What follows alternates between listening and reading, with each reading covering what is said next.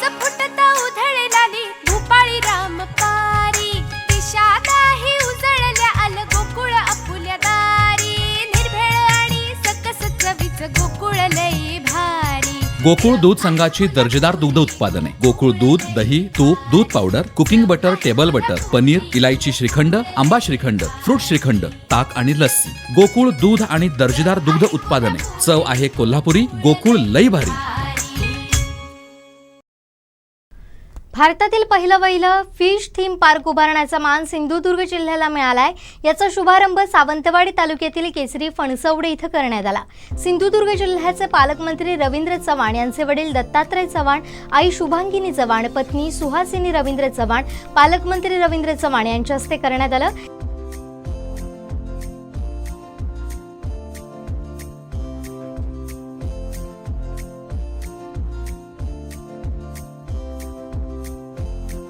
या fish theme पार्कमध्ये नागरिकांना देश विदेशातील विविध प्रकारचे मासे आणि पक्षी पाहायला मिळणार आहेत।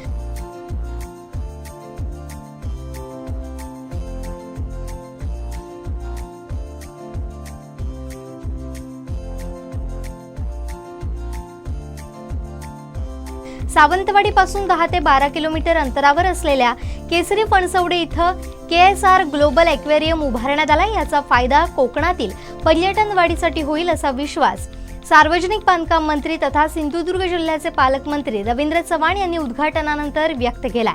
तर सिंधुदुर्ग जिल्ह्यातील पर्यटन वाढीसाठी फायदा होईल असं शालेय शिक्षण मंत्री दीपक केसरकर यांनी देखील स्पष्ट केलंय।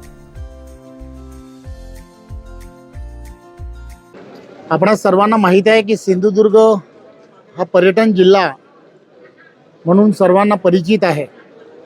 पर्यटन जिल्हा म्हणून ज्यावेळेला या ठिकाणी पर्यटक येत असतात त्यावेळेला पर्यटकांना विविध संधी पर्यटनाच्या उपलब्ध करून देणं हे अत्यंत गरजेचं असतं। देशात आणि परदेशांमध्ये मोठ्या प्रमाणामध्ये असे थीम पार्क करण्याचं एक फार मोठं आपल्याला सर्वांच्या लक्षात येतं। काही देश हे फक्त पर्यटनामुळेच चालत आहेत असंही आपल्या सर्वांच्या लक्षात येतं आणि म्हणून अशा काही संधी जर आपण पर्यटकांसाठी उपलब्ध करून दिल्या आणि त्यांचा या जिल्ह्यामध्ये स्टेईंग वाढलं तरच आणि तरच त्यांना या जिल्ह्यामध्ये आणि इथल्या असणाऱ्या तरुणांना रोजगाराच्या विविध संधी या ठिकाणी प्राप्त होऊ शकतात। आणि म्हणून हा थीम पार्क हा तयार करण्याच्या संदर्भामधला विचार केला। या ठिकाणी सकपाल सर असतील, डॉक्टर नितीन सावंत असतील आणि माझा मेहुणा विनोद राऊ या लोकांनी सगळ्यांनी गेली कित्येक वर्ष या प्रजाती ज्या आहेत त्या प्रजाती ज्यांना इथे तयार करायला पाहिजेत यासाठी प्रचंड मेहनत घेतली आहे। आणि या सर्व प्रजाती जर याच शहरांमध्ये तयार झाल्या किंवा याच जिल्ह्यांमध्ये जर तयार झाल्या तर त्याचं सुद्धा एक वेगळ्या पद्धतीने मार्केटिंग हे आपल्याला सर्वांना करता येऊ शकतं। आदरणीय पंतप्रधान नरेंद्र मोदीजींनी मत्स्य संपदा योजना ही डिक्लेअर केली। जवळजवळ 10,000 कोटीपेक्षा जास्त निधी या मत्स्य संपदा योजनेमध्ये त्यांनी देण्याचं ठरवलं होतं। त्यामुळे अशा पद्धतीने रंगीत मासे आणि त्याच्यामधल्या असणाऱ्या व्हरायटीज तयार करणं हा एक चांगला उद्योगाची संधीसुद्धा येणाऱ्या काळामध्ये होऊ शकते। आज सिंधुदुर्गामध्ये जवळजवळ 200 ते 300 रंगीत माशांचे काम करणारे किंवा रंगीत माशांवरती उद्योग करणारी अशी मुलं ही आजही सिंधुदुर्गामध्ये आहेत, परंतु त्यांना सर्वांना मार्केट हे अवेलेबल नाही। परंतु एखाद्या जिल्ह्याची ओळख जर आपण अशा पद्धतीने वरती यायला लागली तर इथे येऊन लोक त्याची खरेदी विक्री करू शकतात। त्यामुळे एक वेगळ्या पद्धतीचा हा विचार करण्याचा प्रयत्न केला आहे। त्याचबरोबर परदेशामध्ये हॉट एअर बलून्स हे एक ॲडव्हेंचर सारखा असणारा खेळ हा मोठ्या प्रमाणात असतो आणि त्या ठिकाणी एक चांगली संधी पर्यटनाला मिळत असते। तर याही ठिकाणाहून आपण असा एक प्रयत्न करतो। आज खरं म्हणजे पाऊस असल्यामुळे आपल्याला तो बलून उडवता आला नाही। त्याची परवानगी आपल्याकडे 5 दिवसाची परवानगी होती, त्याची परवानग्या आणि सर्वच्या सर्व आपण काढलाय। दिवाळीच्या अगोदर पूर्णच्या पूर्ण सिंधुदुर्गामधील असणारी निदान 50 ठिकाणं हॉट एअर बलून्सच्या माध्यमातून त्यांना सुद्धा एक वेगळ्या पद्धतीने पर्यटनाला चालना देण्याच्या संदर्भातला एक वेगळा विषय करण्याचा ठरवला आहे. बाजूलाच आपण तिथे शेड पाहतोय, त्या ठिकाणी बर्ड पार्क करण्यात आलेला आहे. वेगवेगळे पक्षी जे आहेत, पक्षी त्या ठिकाणी आहेत. येणाऱ्या काळामध्ये आपण त्या ठिकाणी आणणार आहोत. ऑलरेडी पक्षी आलेले आहेत, परंतु 4-5 दिवस मोठ्या प्रमाणात पाऊस पडलेला असल्यामुळे त्यांना क्वारंटाईन करण्याची एक पद्धत आहे. 7-8 दिवस, कारण परदेशातून आलेत, त्यामुळे त्या सगळ्या गोष्टी थोडंसं तपासून 5-10 दिवसामध्ये तो जो बर्ड पार्क आहे तो बर्ड पार्कसुद्धा लोकांसाठी खुला होईल. येणाऱ्या काळामध्ये फुलपाखरूसाठी असणारे एक गार्डन हे सुद्धा या भागामध्ये असणार आहे. त्यामुळे असे वेगवेगळे विषय घेऊन येणाऱ्या काळामध्ये आपण काम करतोय. ज्या ठिकाणी आपण पाहिलं असेल, उजवी बाजू जी आहे त्या उजव्या बाजूला परदेशामध्ये जसं टनेल असतं, ते शार्क मासे आणि या सगळ्या ज्या गोष्टी आपण तिथे परदेशात जाऊन पाहतो, तसं टनेल ही 7-8 महिन्यामध्ये त्या ठिकाणी आम्ही उभं करतोय.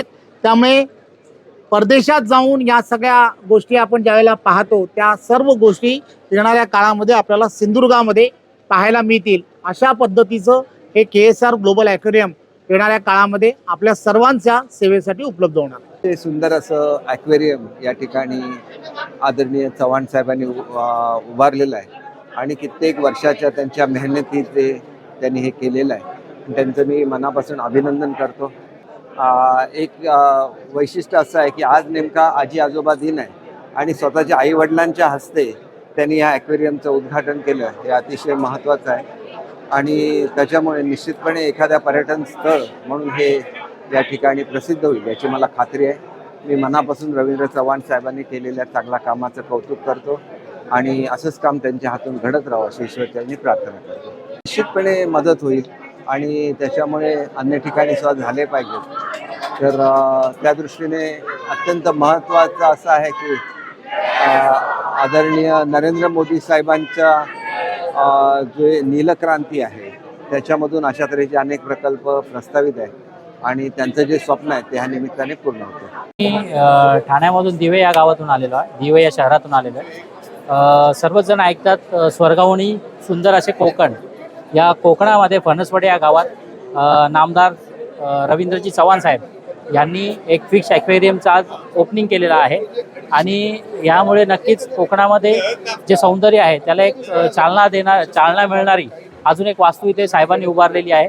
त्याबद्दल आम्ही दिवा मंडळातर्फे साहेबांना शुभेच्छा देतो आणि सुंदर असं हे ॲक्वेरियम नागरिकांनी येऊन पाहावं, म्हणजे कोकणात आल्याचं सुख आणि कोकणात आल्याचा आनंद यात द्विगुणित होईल याच्यात तीळ मात्र शंका नाही आहे. अतिशय उत्तम प्रोजेक्ट आहे.